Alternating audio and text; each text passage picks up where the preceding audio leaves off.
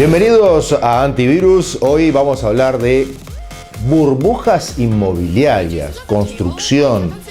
¿Qué es lo que está pasando en el mundo y lo que está pasando en Uruguay con respecto a la vivienda? Hay muchos datos distintos que nos muestran panoramas distintos. Y para empezar vamos a ver la proporción de propietarios e inquilinos en el mundo. Uruguay hoy se ubica aproximadamente en un 62% de propietarios de viviendas propias. Sin embargo, cuando vamos a calcular cuántas personas viven en sus casas y cuántas alquilan, no podemos atender esa proporción, dado que hay un 70% de propietarios que alquilan. A pesar que desde el punto de vista de nuestros analistas invitados, en Uruguay no hay y no hubo burbujas inmobiliarias, vamos a ver algunos datos. Un apartamento de medio valor, en una zona de medio valor, digamos, en el año 70, costaba cerca de $5.000. El mismo apartamento hoy tiene un valor aproximado, el mismo exactamente, quizás con alguna refacción, de $90.000. Esto tampoco indica que el valor se disparó extraordinariamente, dado que los valores denominados reales, entre comillas, no pueden ser considerados en un lapso de 45 años. Hay una ciudad en Uruguay que no depende para nada de las tendencias uruguayas, Punta del Este. Es porque solamente el 30% de los propietarios son uruguayos, el resto son extranjeros. En Manhattan, un apartamento que costaba en los años 70 unos $30.000, hoy puede valer, dependiendo un poco de las zonas, si están de moda o no, de $500.000 a millones. El sistema norteamericano es tan pragmático que en el día de hoy no es considerado millonario en dólares quien posee $1 millón, sino el que mínimo posee $2 millones. Conscientes que si no, el mínimo sería otra cosa, y que el valor de la moneda más comercial del planeta tuvo varios altibajos, y Estados Unidos no es más el país totalmente dominante del mundo que era hace, por ejemplo, 45 años. La construcción y el sector de bienes raíces siempre fue un parámetro fundamental en la economía de cada país, algo así como el valor McDonald's, tan conocido hoy además por el aumento de la población mundial. El precio-costo de los inmuebles lógicamente ha crecido por la demanda en aumento. Igualmente, en algunas épocas los valores de las propiedades, dependiendo de crisis o de bonanzas, tuvieron importantes variantes de precios y de costo de construcción. Según los constructores, hoy el costo es demasiado alto acá en Uruguay. Construir una casa como se hacía en los años 30, por ejemplo, en Uruguay, costaría hoy entre $6 y $10.000 el metro cuadrado, por su consistencia, por los materiales utilizados, la altura de los techos, las paredes mucho más anchas y la distinta distribución de las áreas de las casas, ¿no? Desde el iglú a la mega ingeniería contemporánea pasamos desde la protección de una familia adentro de hielo a la protección total de una ciudad como Houston, Texas, con sus 2.5 millones de habitantes. Un proyecto muy ambicioso pero posible nos propone construir una cúpula transparente alta 400 metros con 5 kilómetros de diámetro que cubriría el centro de la ciudad. Ya se realizó, por ejemplo, el Eden Project en Cornovalia, en el Reino Unido, con cúpulas que protegen una superficie de 23.000 metros cuadrados. El ingeniero Buckminster Fuller, que inspiró este proyecto hace décadas, había dicho que se podía proteger toda Manhattan, a pesar que en ese momento parecía una locura total. Hoy en el mundo hay muchas formas de construir, hasta llegar a las impresoras 3D, que en 24 horas pueden confeccionar 10 casas de 100 metros cuadrados. Y en China, un hotel de 30 pisos se construyó en 360 horas hombre. ¿Qué significarían estas cifras para, por ejemplo, el Zunca? ¿Cómo estamos preparados para estos avances? Quizá estos sean argumentos para otros programas, pero hoy hablamos de construcción en Uruguay y de burbujas inmobiliarias. Bueno, por lo pronto estamos en un país que no es el mismo que hace 15, 20 años atrás. Estamos en un país que produce más, que tiene indicadores de más gente trabajando, y con la gente con salarios muy altos. Entonces entiendo que estamos en un momento de cambios, pero estamos en condiciones mejores que hace 20 años atrás. La construcción y cualquier actividad económica tiene ciclos. En la construcción en Uruguay históricamente han sido muy marcados, y el trabajo histórico que hemos hecho en nuestra empresa es tratar de atenuar los ciclos naturales de la economía y en particular de la construcción. Sí, yo creo que las previsiones respecto de las burbujas siempre son pocas, porque cuando las burbujas estallan, en general los impactos sobre la economía y sobre la sociedad son enormes. Uruguay tuvo la última burbuja desde nuestra perspectiva a fines de los 70, durante lo que se llamó el boom de la construcción. Ahí vivió su última burbuja inmobiliaria. En ese momento, en términos absolutos, los valores, por ejemplo, de una oficina por metro cuadrado en Montevideo eran superiores al de una oficina en Manhattan. Lo que hemos tenido entre 2013 y 2014 es una suba muy importante de precios, pero que ha acompañado a la inflación en dólares. Es decir, los valores de los inmuebles no han crecido por encima del resto de los precios de la economía y tampoco por encima del ingreso de las familias durante ese periodo. Sí es cierto que los precios se duplicaron y en algunos casos se triplicaron en dólares, pero es que todos los precios de la economía se duplicaron y se triplicaron en dólares, y Uruguay se puso muy caro. En estos momentos estamos en el proceso de desarmar toda esa enorme inflación en dólares acumulada a lo largo de 10 años, y estamos con deflación en dólares. Es decir, todos los precios están cayendo medidos en dólares, y si bien los inmuebles se resisten en principio a bajar en esa moneda, si el resto de los precios de la economía sigue cayendo en dólares, van a tener que alinearse a esta nueva realidad. Es decir, durante todos estos años del ciclo de expansión tuvimos un aumento importante en el costo de construcción medido en dólares. Eso se reflejó en los precios de venta, pero lo más importante para determinar si hubo o no hubo burbuja inmobiliaria durante ese periodo, o si no la tenemos todavía, es que hasta el presente, desde la salida de la crisis hasta hoy, en rigor, el valor de las viviendas en Montevideo, por ejemplo, creció menos que el ingreso de las familias. Durante las burbujas pasa exactamente lo contrario, tanto en Estados Unidos como en España, o como en Inglaterra y tantos otros países, como en China incluso, tantos países que vivieron o están atravesando procesos de burbuja inmobiliaria, los precios crecen mucho más rápido que el ingreso de las familias. Y ese es uno de los indicadores que en Uruguay no ha habido en estos últimos años. Entonces no tenemos una burbuja en los términos normales de lo que es un proceso de burbuja inmobiliaria, pero sí tenemos precios que han subido mucho, medido en dólares, y que, como el resto de los precios se está reacomodando en esa moneda, en algún momento deberán iniciar un proceso de reacomodamiento, si es que la devaluación del peso uruguayo con respecto al dólar continúa. Pero las burbujas en general se forman con créditos hipotecarios, y en Uruguay durante estos últimos años hemos tenido bajísimo nivel de créditos hipotecarios. En estos momentos estamos en el 4 o 5% del PBI, cuando una sociedad que tiene proceso de burbuja tiene 60-70% del PBI en créditos hipotecarios, incluso en el caso de España llegó cerca del 100%.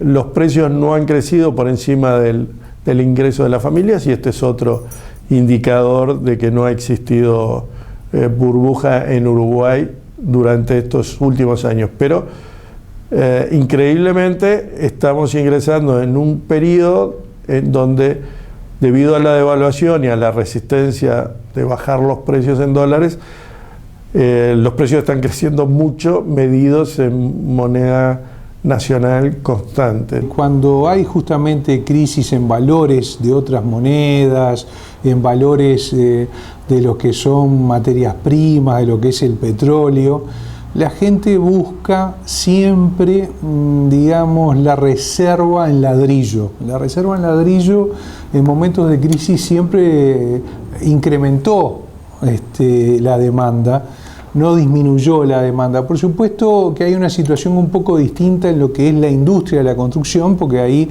en la industria de la construcción tenemos obra pública, obra que contrata el Estado, que en Uruguay ha sido muy importante y que en estos años, debido a las reservas que tenemos, eso se va a notar una baja en lo que es construcción de infraestructura, construcción, por más que hay un plan elaborado por el gobierno, por más que hay una propuesta de inversión de miles de millones de dólares por parte del actual gobierno, igual va a ser menor que en años anteriores y eso se va a notar. Ahora, en lo que tiene que ver a la construcción de vivienda, la vivienda siempre fue un refugio en momentos complejos, en momentos en donde no se sabe muy bien qué son los valores de la moneda. Estamos viendo que también el dólar puede subir, pero también puede bajar, pero hay una situación con respecto al petróleo, hay situación con respecto a la soja, hay situación con respecto a un montón de materias primas, que eso siempre hace pensar en la construcción,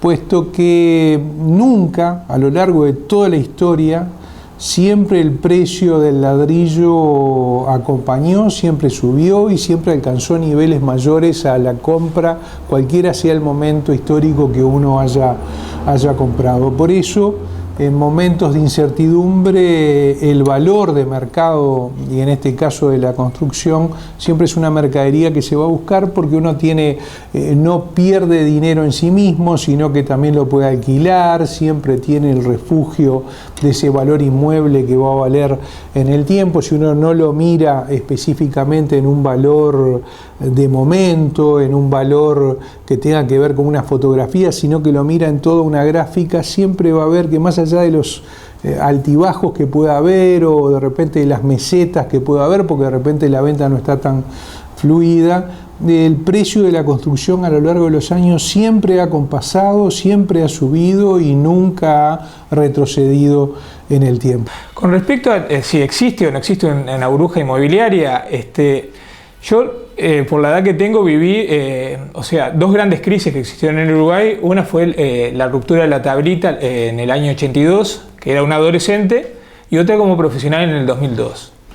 En ambas situaciones lo que sí existió fue una abrupta caída del precio de los inmuebles, hablando desde el punto de vista inmobiliario, ¿no es cierto?, que estaba muy dolarizado, y existió una fuerte caída provocada por un desfasaje inflacionario muy importante en el 82 por la caída de la tablita, la ruptura de la tablita, y en el 2002 por los problemas que nos vinieron internacionales, de Argentina. Hoy por hoy, si bien no existe una burbuja inmobiliaria, yo lo que veo es que existe sí una cautela a nivel de los inversores, sobre todo, y de los compradores también, ¿no es cierto? Sobre todo si estamos hablando de inmuebles de mayor valor, superiores a $500.000, digamos. En eso como que el mercado quedó medio estancado, es un poco la experiencia que yo tengo, y si bien no bajaron los precios, hay una tendencia a que bajen y que puede ser que también que haya una caída en los próximos tiempos. Va a depender de lo que pase a nivel del Uruguay en general, ¿no?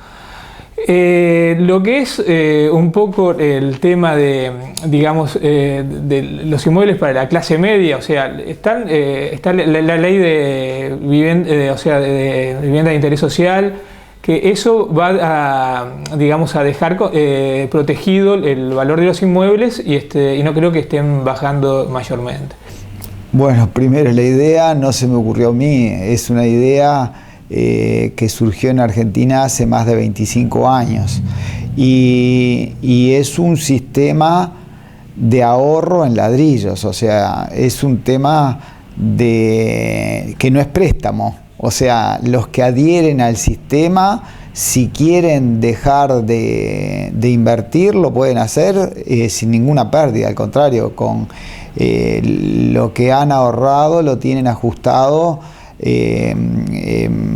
con el costo de construcción. Entonces, ¿por qué Campiglia estudió y entró en ese sistema? Justamente lo que observamos es que ese sistema soportó crisis en Argentina, que en general las crisis que han habido en Argentina han sido mucho más radicales y mucho más duras que en Uruguay. Entonces, nos gustó el sistema porque soportó crisis y porque, como es un sistema de ahorro a largo plazo, nos genera posibilidades de trabajo justamente en momentos en los cuales el mercado naturalmente afloja. Entonces, es una alternativa de generación de trabajo en momentos más duros, más particulares, ¿no? Hay muchas tendencias europeas que se dan en Uruguay. Una de ellas es el achicamiento del tamaño de las familias, de los hogares. Esto es una tendencia que empezó hace muchas décadas en Europa y en Estados Unidos y que Uruguay la lidera en América Latina. Y ese es un proceso en el que probablemente el caso de Suecia sea uno de los países más avanzados en este camino. Italia también, en buena medida, sobre todo el norte de Italia, y en el caso de España en menor medida, pero también durante el último ciclo de expansión disminuyó mucho el tamaño de las familias. Es decir, estamos hablando que en Uruguay estábamos hasta no hace mucho en 3 personas por familia de promedio, y en el caso de Suecia ya están en 1.9, y en el caso de Italia creo que están en 2.4.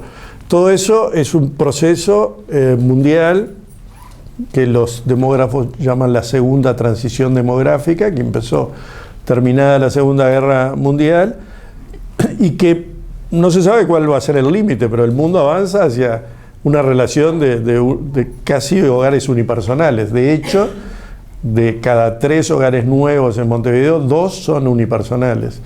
Es decir, es cada vez más común las familias sin hijos, y por lo tanto cuando una pareja se separa se transforma en dos hogares. Lo estamos viendo en algunos países de los más envejecidos del mundo, como el caso de Japón, que pierden 1 millón de pobladores por año, porque entre la emigración y la falta de reposición de los japoneses que mueren, la pérdida demográfica es de una magnitud enorme, pese a ser un país con más de 100 millones de habitantes. Entonces, todos esos cambios demográficos que en Uruguay se parecen mucho a los que están aconteciendo en los países europeos, tienen impacto sobre el mercado inmobiliario, y a su vez también es un mercado inmobiliario que se ha globalizado. Es decir, cuando hay los inversores buscan alternativas de inversión, piensan en buenas localizaciones, quizás en Roma o en algunos otros sitios de Italia o de París. Esas buenas localizaciones no llegaron a bajar nunca, ni siquiera en los peores momentos de la crisis europea, ya entre 2010 y 2012, la crisis bancaria fundamentalmente afectó a Italia y a España. Bueno, en las buenas localizaciones en Madrid los precios nunca bajaron y están subiendo otra vez, porque hay muchísima liquidez en el mundo y las acciones ya se sabe que van a bajar. De hecho, lo han estado haciendo en estos últimos días. Entonces el refugio en el ladrillo termina siendo una estrategia para los inversores a nivel global, y en esa búsqueda de buenas plazas a nivel global, bueno, aparecen las buenas localizaciones en todo el planeta, y lo que está claro es que los mercados inmobiliarios del mundo no pueden recibir el dinero que antes movían los bancos o movían las opciones de inversión financiera. Si la economía mundial no empieza a crecer y vuelve otra vez a una dinámica de inversiones en la economía genuina, lo que va a pasar es que vamos a estar una tras otra formando constantemente burbujas inmobiliarias. China es el ejemplo más reciente. Durante muchos años hubo una inversión absolutamente desmesurada en inmuebles en China, y evidentemente ese mercado se recalentó y ahora tiene que tender a bajar.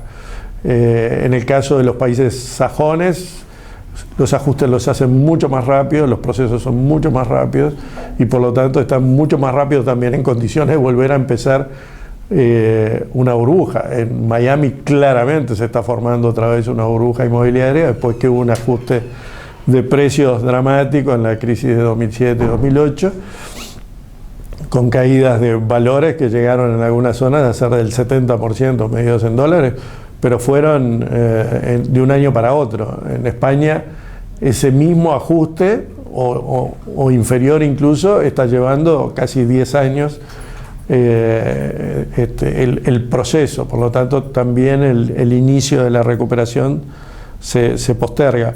Pero yo creo que ese es uno de los problemas que hoy enfrenta el mundo, es decir, hay mucho más dinero que el que la economía real puede recibir y lamentablemente los mercados inmobiliarios se transforman en una alternativa de inversión cuando no debería ser así, porque el desborde es muy rápido. Fíjate, en el caso de Japón es típico, se están produciendo 800.000 viviendas nuevas por año ahora, que la construcción se está reactivando, pero como hay 1 millón de pobladores menos, se están quedando entre 400 y 500.000 viviendas vacías todos los años. Claro, la gente quiere ir a las nuevas, las viejas no se adecuan al perfil de la nueva demanda, pero en realidad termina siendo un esfuerzo desmesurado. En plena crisis, hace 2 o 3 años atrás, Alemania resolvió dinamitar cientos de miles de viviendas nuevas que no tenían destino en el mercado. Es como decir, tirar y empezar de nuevo, ¿no? La maquinita y la producción. Pero yo creo que todos esos procesos son producto de un exceso de liquidez que hoy inunda el mundo, con tasas de interés cercanas a cero.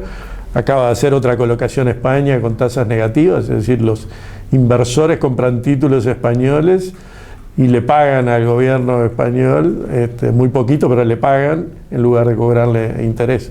Esos absurdos no se daban hace mucho, es decir, no se han dado en el siglo XX, son cosas de las patologías nuevas. Estamos saliendo de una crisis similar a la del crack del 29, de una manera novedosa en el mundo, y la verdad que todavía no se sabe cuál va a ser la salida. Estados Unidos tiene un dominio sobre su macroeconomía como ningún otro país en el mundo lo tiene, pero nos viene asustando, por decirlo así, con la suba de tasas de interés desde hace 2 años, pero no termina de concretarla, porque en definitiva la recuperación de su economía es tan vulnerable que si las tasas de interés suben, quizás se ponga en riesgo esa propia incipiente recuperación de su economía. Entonces, esa liquidez sigue estando allí en el mercado y termina fluyendo naturalmente hacia los mercados inmobiliarios. Hoy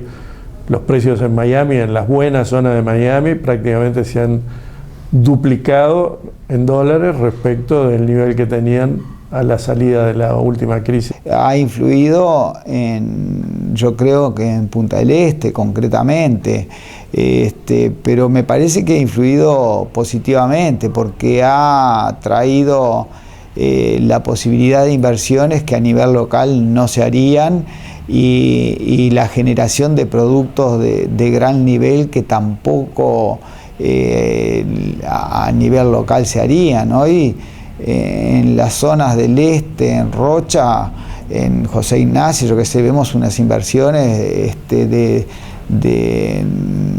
que son de argentinos, de brasileños, de europeos, que yo las veo muy buenas porque han traído primero elevar el nivel de las construcciones, de calidad de construcción, generar trabajo y generar trabajo de calidad, porque muchos de ellos, al ser extranjeros, la gente que trabaja con ellos tiene que aprender idioma, tiene que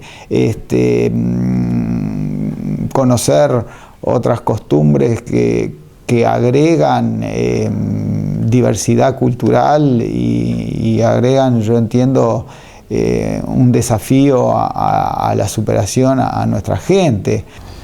Dentro de lo que es Uruguay, el mercado de Punta del Este siempre se ha diferenciado porque es un mercado que no solamente tiene que ver con Uruguay, sino que sale y hay una demanda que es extranjera netamente, un 70 o un 30% aproximadamente. Un 30% es compra de uruguayos de distintas partes de Uruguay y el resto, el 70% fundamentalmente, es de gente acá del Mercosur, Argentina principalmente, Brasil en segunda instancia, Paraguay, algo de Chile, o sea, han venido de Perú. Y también hay una tendencia ahora que se está incrementando con el paso del tiempo, en donde se nota de repente una baja de lo argentino, de lo brasilero, por las circunstancias momentáneas que se están viviendo tanto en Argentina y en Brasil, que a mediano plazo eso va a cambiar, por una situación de gente extra Mercosur, como ser gente de Estados Unidos, gente europea, que está comprando. Por ejemplo, Punta Ballena es un caso concreto en donde mucho europeo, de repente por las circunstancias geográficas, por el entorno natural que tiene una incidencia y se está comprando. Entonces siempre son mercados que tienen más posibilidades, que tienen también la incidencia de estar viviendo las alternativas que se viven en esos países del Mercosur o del exterior, pero que tiene distintas posibilidades y eso le da un matiz diferencial positivo muy importante para esa inversión calificada en Punta del Este, sobre todo gente que compra en un target alto de vivienda, en donde va más allá de las posibles crisis. Y notamos todos los componentes que llevan al metro cuadrado, al precio del metro cuadrado de construcción, al costo de ese metro cuadrado de construcción. La mano de obra fue uno de los renglones en donde se subió sustancialmente. Más allá de lo real, digamos, hay una incidencia de un gobierno que está mirando hacia los sindicatos, que ha sido permeable a situaciones de pedido por parte de los sindicatos, un poco más allá de la realidad.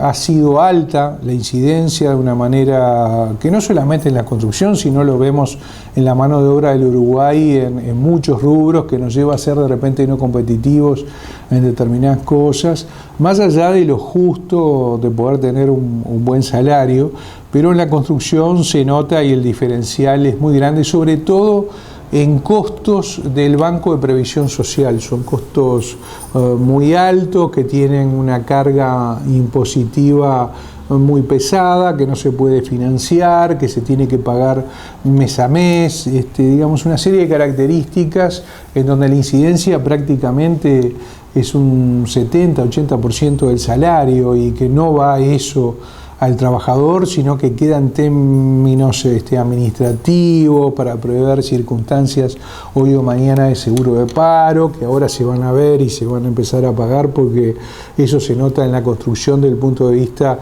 de la obra pública. Entonces, bueno, sectores privados financian esa desocupación a nivel público. O sea que el componente mano de obra ha sido un componente que ha subido de manera desproporcionada en lo que es el costo del metro cuadrado de construcción, y eso se ha notado.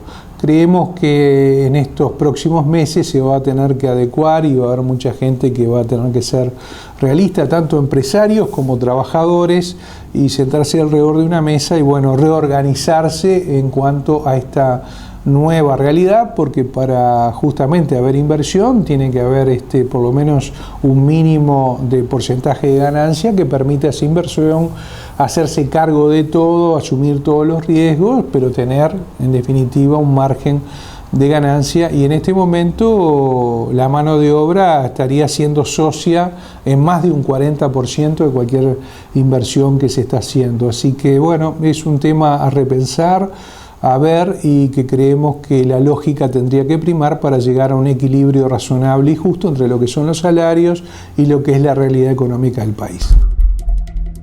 Gracias amigos por seguirnos siempre en Antivirus y hasta la próxima, pensando como siempre con nuestra cabeza.